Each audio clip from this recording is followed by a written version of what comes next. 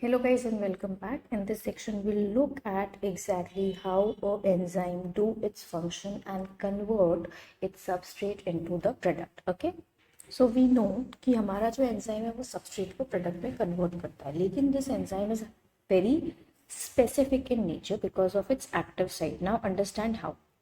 So now let's assume कि हमारा जो substrate है वो square shape है, तो अगर उसको प्रॉपरली एंजाइम के अंदर लॉक होना है so that it forms your product, हम लोगों को एंजाइम कैसा लगेगा, कुछ ये शेप का लगेगा ताकि उसमें सबस्ट्रेट आसानी से लॉक हो जाए. So now here what is happening, substrate and enzyme will combine so that the substrate enzyme complex is formed.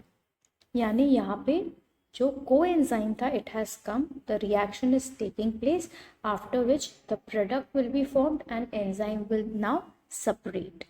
Once the product is released, हमारा एंजाइम वापस से रेडी हो जाएगा अगर सिमिलर सबस्ट्रेट आएगा और सिमिलर प्रोडक्ट बनाना है. तो फॉर एग्जांपल मैं एक टीचर हूँ, तो मैं तुम्हारी कैटलिस्ट हूँ, मैं तुम्हारी एंजाइम हूँ.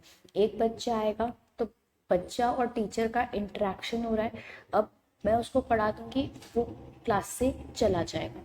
इनिशियली जब वो आया था वो एक सबस्ट्रेट था, जितने देर हमारी क्लास चली एक सबस्ट्रेट एंजाइम कॉम्प्लेक्स बना था, and then when he left as a product and now I am available for the other student. So similarly enzyme can be reused multiple times. पर मेरे एंजाइम की भी कुछ शर्त है. दे आर लाइक, हम तुम्हारे लिए काम कर रहे हैं but we need an optimum temperature and pH to work with. Understanding?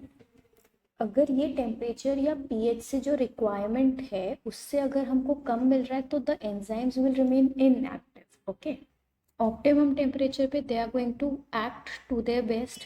लेकिन अगर मेरा टेम्परेचर या pH is more than what is required, the enzymes will destroy. समझ आ गई बात? So this is how your enzyme basically functions. तो अगर हम ऊपर डायग्राम में देखते हैं what is happening here, there is enzyme, then there is substrate which is getting into it, and so finally a substrate enzyme complex will be formed, and after the complete chemical reaction is completed, enzyme is now free and it will release the product.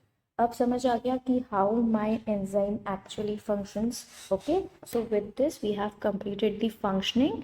We'll look into the other competitive and non-competitive inhibitors in the next session soon. For more such videos, do like and subscribe Twisted DNA.